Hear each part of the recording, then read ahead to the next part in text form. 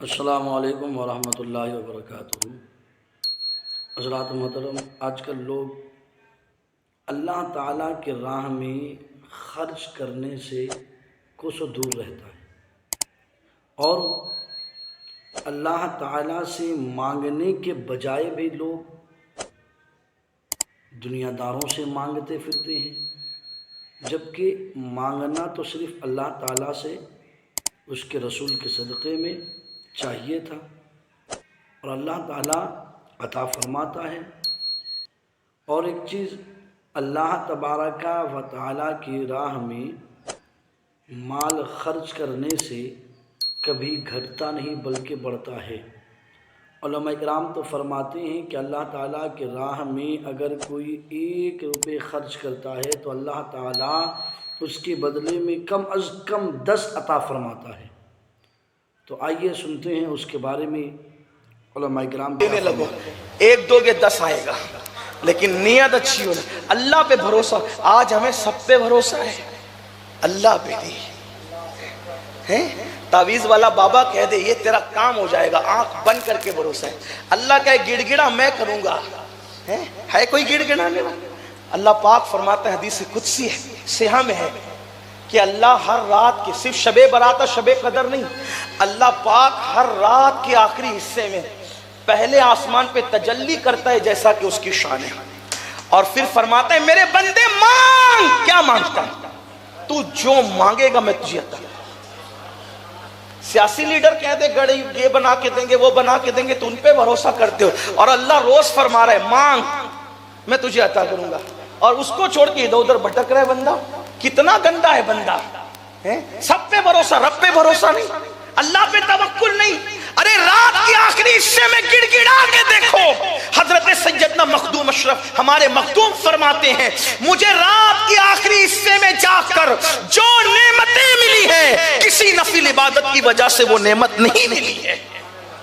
یہ ہے اس وقت گڑ، تو اللہ کے ساتھ تجارت کرو لیکن نیت اچھی ہو۔ بتائیں، بات ختم کرتے ہیں، وقت ہو گیا، حالانکہ ذہن پھر چاہتا ہے کہ باتیں کی جائے، دل کے اندر باتیں امٹ امٹ کر آتی ہے، لیکن بہرحال جانا ہے آگے۔ ایک بات ختم کرتے ہوئے کہتا ہوں، دیکھو نیت اچھی ہو، اللہ کے ساتھ تجارت، 1 2 10 ضرور ملے۔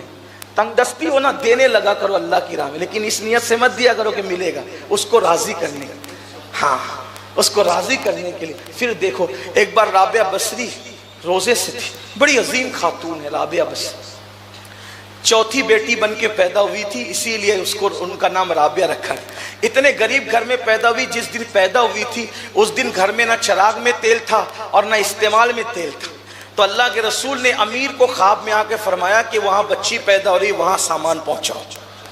یعنی یوں مقبول تھی اللہ کے رسول کی بارگاہ، بڑی نیک تھی، بڑی پارسا تھی، بڑی پارسا تھی۔ 4تھی تھی، بڑی دکھ بری کہانی ہے اس خاتون کی بھی، اور یاد رکھنا اللہ دکھ انہی کو دیتا ہے جن کو اپنا بناتا ہے۔ اگر بندہ دکھ کی حکمتیں جان لے، اگر بندہ دکھوں کی حکمتیں جان لے تو کبھی وہ مسکرانے کی بھی کوشش نہ کرے۔ ہاں، ایک دن حضرت موسیٰ علیہ السلام نے اللہ سے کہا، مولا یہ فرعون اتنا بدبخت ہے، اس کے سر میں کبھی درد بھی نہیں ہوتا۔ ارشاد ہوتا ہے، موسیٰ جس کو اپنا بناتے ہیں درد بھی اسی کو دیتے ہیں، اس کا سر ہی اس قابل نہیں ہے کہ اپنا درد اسے عطا کرے۔ یہ شان ہے اللہ والوں، اور جس کو، اسی لیے میرے آقا فرماتے ہیں سب سے زیادہ ستائے انبیاء جاتے ہیں، یعنی سب سے زیادہ آزمائش انبیاء پر ہوتی ہے۔ بخار جتنا عام لوگوں کو ہوگا اس سے ڈبل بخار انبیاء کو ہوتا ہے۔ اماں عائشہ کہتی ہیں حضور کے وصال کے وقت بخار کا یہ عالم تھا، میں چادر گیلی کر کر کے نبی کے جسم پہ ڈالتی تھی اور وہ تھوڑی دیر میں چادر سوکھ جاتی تھی بخار کی وجہ سے۔ ہاں، فرمایا کہ انبیاء کرام کی آزمائش، اور پھر انبیاء کے بعد وہ آزمائے جاتے ہیں جو انبیاء کے قریب ہوتے ہیں۔ انبیاء، بڑی دکھ بری کہانی ہے رابعہ کی، رابعہ کی بڑی دکھ بری کہانی۔ ایک مرتبہ رابعہ گر گئی، حضرت رابعہ گر گئی، ہاتھ ٹوٹ گیا۔ کسی نے کہا کیسے ہاتھ ٹوٹا؟ کہا ایک آدمی نے مجھے دیکھ لیا تو میں اللہ کے خوف سے گر گئی کہ اب میں ایسی ہو گئی کہ لوگ مجھے مرد دیکھنے لگے، ہاتھ ٹوٹ گیا رابعہ۔ پھر کسی نے ان کو جنگل میں لوٹ کر بیچ دیا، بازار میں بیچ دیا، اللہ کی بندی کو رابعہ بکی تو کیا کرتی تھی؟ دن کو جہاں بکی تھی وہاں خدمت کرتی تھی اور رات کو عبادت کرتی. ایک دن سر سجدے میں رکھ کے کہہ رہی تھی تو نے مجھے بکوا دیا, اب میرے دو مالک ہو گئے, ایک مجازی ایک حقیقی, تو دن کو مجازی کی خدمت کرتی ہوں, رات کو حقیقی کی کرتی ہوں. اگر پورا ٹائم آزاد رہتی تو تیری خدمت کرتی. بس یہ بات ہو رہی تھی کہ وہ مالکہ جگ گئی, دیکھا کہ پورا جھوپڑا روشن ہے, نور سے پورا جھوپڑا, باہر دیکھا تو چھت سے لے کے آسمان تک نور ہی نور ہے, جھانک کے دیکھا تو وہ نور رابعہ کی پشت سے چھت تک اور چھت سے آسمان تک. صبح ہونے سے پہلے شوہر کو بلایا, کہا دیکھو یہ ہماری کنیز کیا ہے. تو جب بتایا تو صبح دونوں نے کہا کہ مالکہ آپ مالکہ ہے, غلام کنیز تو ہم لوگ ہیں, اگر آپ رہنا چاہیں تو رہیں, جانا چاہیں تو آزاد ہیں. رابعہ پھر چلی گئی, اور گئی تو پھر گم ہوئی, اور ایسی باتیں کرتی تھی. عورتیں اگر سن رہی ہو, مرد ہی بہت بڑے کلندر نہیں ہوئے, اگر عورت کوشش کرے تو عورت بھی وہاں پہنچتی ہے جہاں مرد بھی پیچھے رہتے ہیں, کہیں مرد بھی پیچھے رہ جاتے ہیں.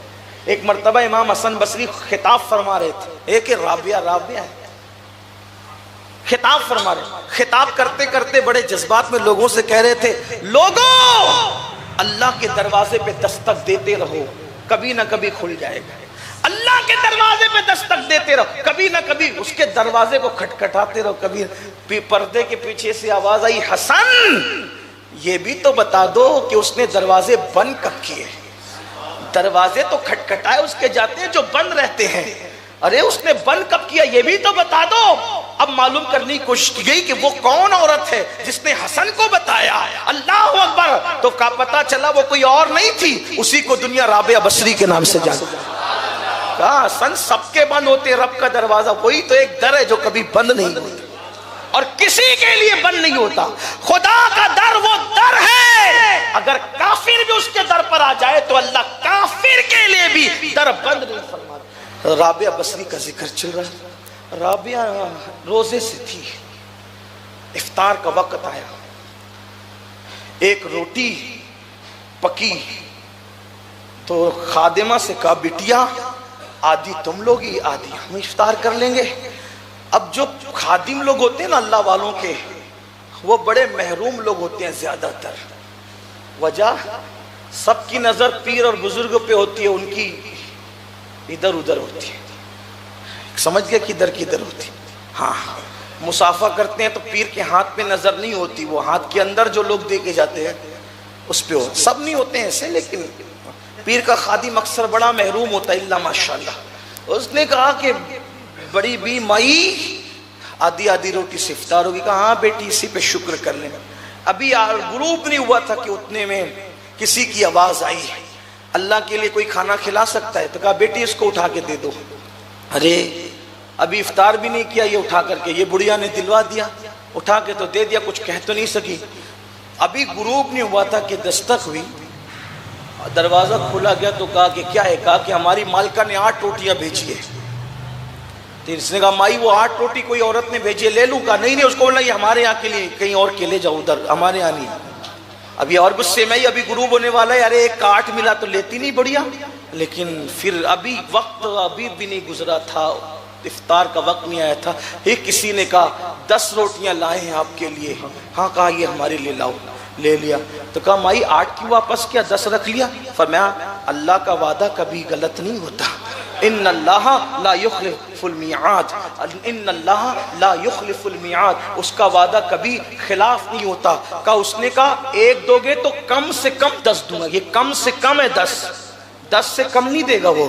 تو 8 آئی تو میں نے سوچا اس کا وعدہ جھوٹا کیسے ہو سکتا ہے, اس لیے 8 اپنے لیے کسی اور کے لیے تھا, اپنے لیے تو 1 کا 10 ہی ہوگا نا کم سے. جو دو گے, 1 روٹی دی 10 ملی, 1 پیسہ دو 10, یہ کم سے کم ہے, زیادہ سے زیادہ. اور تجارت کرو اللہ کے ساتھ. اور آخری بات, اولاد دیکھو, امام حسین نے اولاد دی کہ نہیں دی؟ ایک بھی نہیں بچایا, ایک بیمار بچا بس صرف. اگر میں تو سوچتا ہوں اگر زین العابدین پاک بیمار نہیں ہوتے تو شاید وہ بھی دے دیے جاتے. اللہ نے ان کو بیمار کرنے میں حکمت یہ رکھی تھی کہ بیماری کے بہانے یہ بچیں گے. صحیح ہے, بیماری کے بہانے بچا لوں گا. جتنے تندرست تھے سب اللہ کی راہ میں, جو بیمار تھا وہ اپنے لیے رکھ. دیکھو یہ ہے دینے کا انداز. ہم شبیہ پیمبر دیا, علی اصغر دیا, اور جو بیمار تھا وہ اپنے لیے رکھا. تو اللہ نے بھی کیا فرمایا, تو نے اچھے اچھے میرے لیے دیا, ایک بیمار کو اپنے لیے رکھا, اتنا دوں گا تجھے کسی کی اولاد قیامت تک بچے گی گارنٹی نہیں ہے. حسین تیری اولاد کو قیامت تک ہم بچائیں. اللہ کے ساتھ تجارت ہے. آپ نے ویڈیو دیکھا اور آپ نے حضرت سید امین القادری صاحب کا بیان بھی سنا, تو آپ کو معلوم ہو گیا ہوگا کہ اللہ تعالیٰ کی راہ میں خرچ کرنا کیسا ہے اور اللہ تعالیٰ سے مانگنا کیسا ہے, اللہ تعالیٰ سے مانگنے سے ملتا ہے کہ نہیں ملتا ہے. تو حضرات محترم, اللہ تعالیٰ سے اب گریہ وزاری کرے, اللہ تعالیٰ سے مانگا کرے, اس کے حبیب کے صدقے میں مانگا کرے, اللہ تعالیٰ کے راہ میں خرچ کیا کرے. جیسا کہ آپ نے حضرت رابعہ بصریہ کا قول سنا.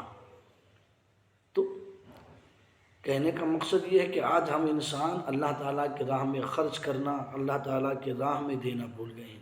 ہمیں اللہ تعالیٰ کی راہ میں خرچ کرنی چاہیے.